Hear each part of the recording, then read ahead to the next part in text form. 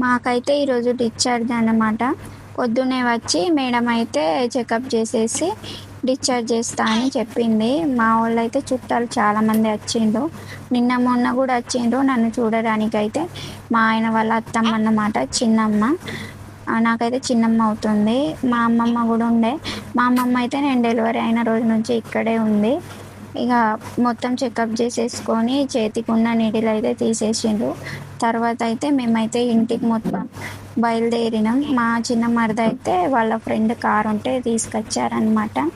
ఆటోలో అయితే మా రూట్ అయితే మంచిగా లేదు, అందుకోసమే మా ఆయన అయితే వాళ్ళ తమ్ముడికి చెప్పి ఎవరిదైనా కారు ఉంటే తీసుకురా అని చెప్పిండు. ఇక మా మరిది అయితే తీసుకొచ్చిండు వాళ్ళ ఫ్రెండ్ది ఉంటే. మొత్తానికైతే ఇంటికైతే బయలుదేరినాం. నాకైతే చాలా పెయిన్ వస్తుంది. ఇక అంత బాగా నడవలేకపోయినా మెల్లమెల్లగా నడిచేసుకుంటా ఎక్కానమాట. ఎండలు అయితే చాలా ఘోరంగా ఉండే. మా చుట్టాలైతే రోజుకి ఎవరో ఒకరు వస్తూ మాకైతే లంచ్ టిఫిన్ అట్లా తీసుకొస్తున్నారనమాట. ఏ రోజు కూడా కొని తీసుకురాలేదు. ఇంటికైతే వచ్చేసిన. ఇంటికి వచ్చిన తర్వాత అయితే నాకు నిలబడే ఓపిక లేదనమాట. మా నాన్నమ్మ అయితే ఇట్లా ఇట్లా మా ఆచారం ఇట్లా అయితే చేస్తుంది, తీసేస్తుంది అనమాట. ఏం తీసేస్తుందో నాకైతే అంత క్లారిటీ లేదు, పెద్దవాళ్ళకే తెలుసు కదా. మా తాత అయితే ఇక కొంచెం ఎమోషనల్ అయిండు. ఇంటికి ఇవాళకైతే 7 days అవుతుంది. మేమైతే నిన్ననే హాస్పిటల్ నుంచి అయితే ఇంటికి వచ్చేసామన్నమాట. హాయ్ అండి, అందరు ఎలా ఉన్నారు? బాగున్నారా? Welcome to Sai prayer jeweller. నా ఆరోగ్యం అయితే కొంచెం కొంచెంగా కుదుట పడుతుంది ఇప్పుడిప్పుడే. స్టిచ్చెస్ అయితే ఇంకా మానలేదు, కుట్లు అయితే ఇప్పలేదు అనమాట. కొందరైతే మళ్ళీ మళ్ళీ కామెంట్ చేస్తున్నారు, షీ సెక్సేనా నార్మల్ డెలివరీ అనా. మొన్న అయితే పెట్టిన వీడియోలో అయితే ఆల్రెడీ చెప్పేశాను. ఆ వీడియోలో అయితే చెప్పేశాను నేను. ఆ వీడియో చూసిన వాళ్ళకైతే అర్థమవుతుంది ఏ ఆపరేషన్ జరిగిందో అని. మేమైతే ఇంటికి వచ్చిన తర్వాత అయితే పెయిన్ కొంచెం ఎక్కువైందనమాట. డాక్టర్ అయితే ఆల్రెడీ చెప్పేశారు పెయిన్ ఎక్కువగానే ఉంటుంది, కొంచెం అటు ఇటు కదలకుండా వాటర్ అయితే ఎక్కువ తాగమన్నారు. ఇక ట్యాబ్లెట్స్ కూడా ఇచ్చారనమాట. ఇక పొద్దున్న లేచేసి పాలు అయితే బ్రష్ చేసుకొని పాలు తాగేశాను. పాలు తాగిన తర్వాత అయితే మా అమ్మ ఉప్మా చేసిందనమాట. రోజు పొద్దున లేచి అయితే ఇక బ్రష్ చేసుకున్నాను అనమాట. బ్రష్ చేసేసుకొని పాలు అయితే తాగేశాను. పాలు అయితే మా ఇంట్లోదే ప్యాకెట్ పాలు అయితే కాదు. మా మా దగ్గర అయితే ఆవులు ఉన్నాయి. మా దగ్గర కాదు, మా ఊళ్ళ దగ్గర అయితే ఆవులు ఉన్నాయి. ఇక ఆవు పాలు వేడి చేసేసి మా అమ్మ అయితే ఇచ్చింది.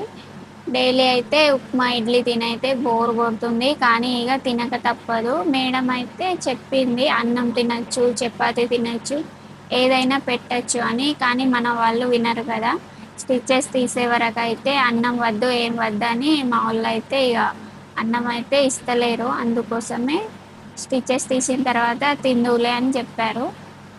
ఉప్మా తింటున్నాను అనమాట. ఈరోజు అయితే మా అమ్మ ఉప్మా చేసింది. ఉప్మా అయితే తినేసి ట్యాబ్లెట్లు అయితే వేసుకున్నాను.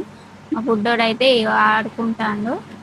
అంత అయితే సతాయిస్తలేడు, ఇప్పుడు అయితే సతాయిస్తలేడు. తర్వాత ఇక ఏమవుతుందో తెలియదు.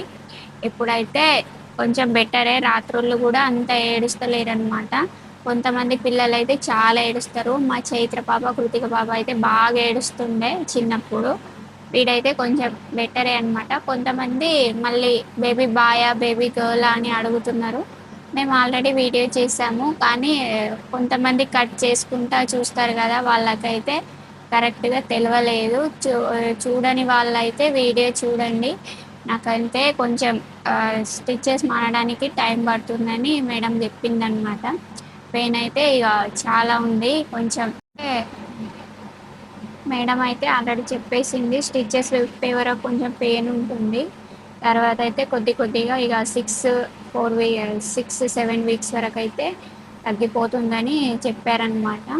మళ్ళీ ట్యాబ్లెట్లు అయితే పెయిన్ కిల్లర్స్ కొన్ని ఇచ్చారు. తర్వాత అయితే నువ్వు ఇది స్టిచ్చెస్ తీసేయడానికి వచ్చినప్పుడు అయితే ఐరన్ కాల్షియం అయితే ఒక 3 months వరకు అయితే వాడాలి అని మేడం అయితే చెప్పింది.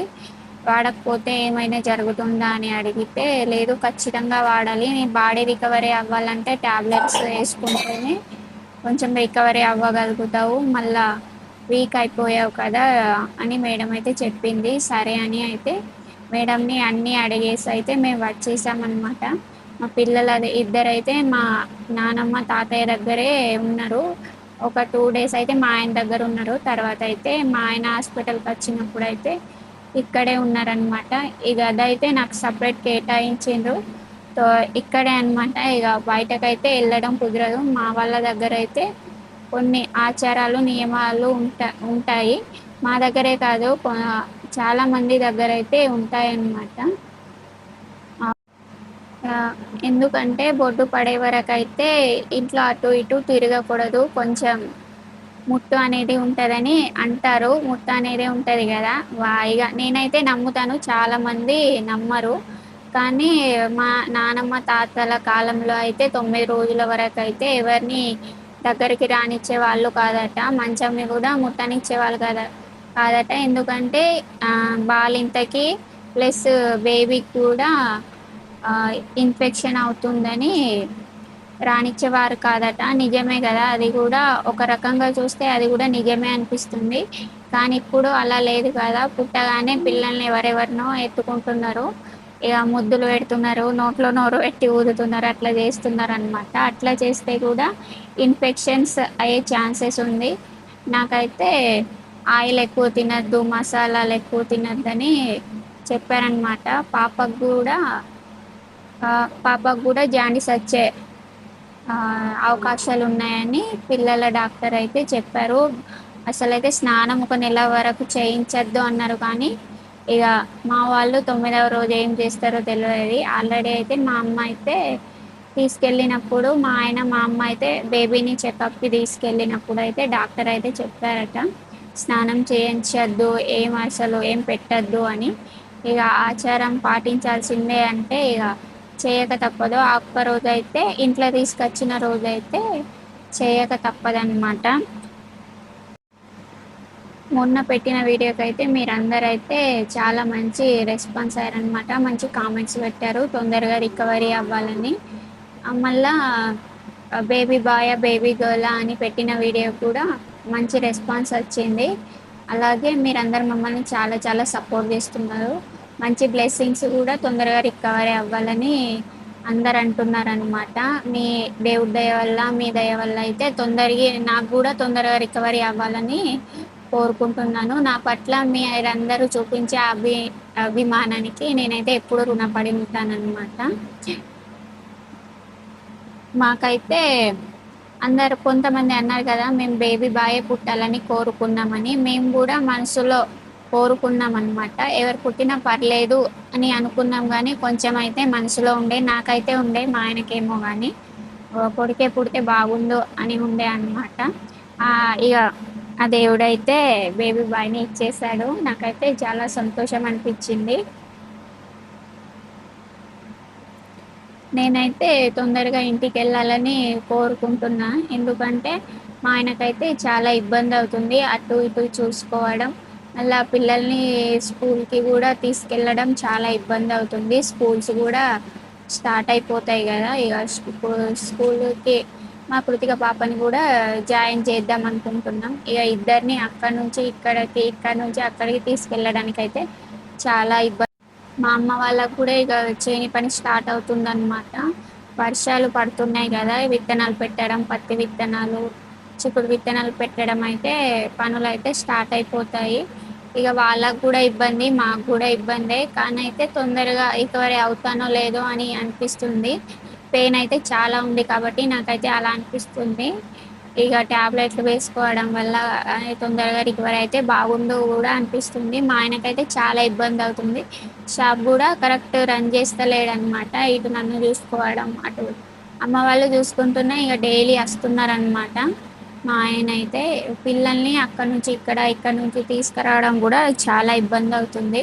డెలివరీ అయిన తర్వాత అయితే నేనైతే ఇటు రావద్దు అనుకున్నా. ఎందుకంటే మా ఇంట్లోనే ఉందామనుకున్నా. కానీ అక్కడ చేసేవారు ఎవరు లేక ఇటు వచ్చాననమాట. మా అమ్మనైతే అక్కడ రావచ్చు కదా అని అడిగితే, నాకు చాలా ఇబ్బంది అవుతుంది బిడ్డ అటు ఇటు చూసుకోవడం. ఇక పిల్లలకి కూడా ఇబ్బంది అవుతుందని చెప్పింది. మా నానమ్మని, తాతయ్య వాళ్ళని చూసుకోవాలా. మళ్ళా తాతయ్య, నానమ్మలను గూడా చూసుకోవాలా. ఇంట్లో మేకలు, ఆవులున్నాయన్నమాట. అది మొత్తం చేయడానికి చాలా టైం పడుతుంది. పొద్దున్న 4కి లేసినా గూడా వాళ్ళ పని కాదనమాట. "నువ్వు ఇక్కడుంటే నిన్ను చూసుకుంటూ నేను జేసుకోవచ్చు. అక్కడ ఇబ్బందవుతుందని ఇక్కడే అచ్చి ఉంటే బాగుంటుంది. మళ్ళా చేని పని గూడా స్టార్ట్ అవుతుంది.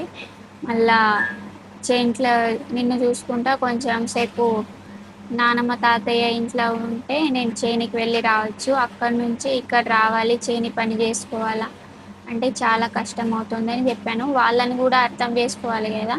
ఇగ నేనైతే సరే అని ఇటే అచ్చేసాను. మా ఇంట్లో ఎవరైనా ఉంటే చేసేవాళ్ళు, ఇటు అచ్చేదాన్ని కాదేమో అనిపిస్తుంది. ఎందుకంటే మా ఆయనకైతే చాలా ఇబ్బందవుతుంది. మా ఆయన కష్టం జూస్తే నాకు బాధ అనిపిస్తుందనమాట.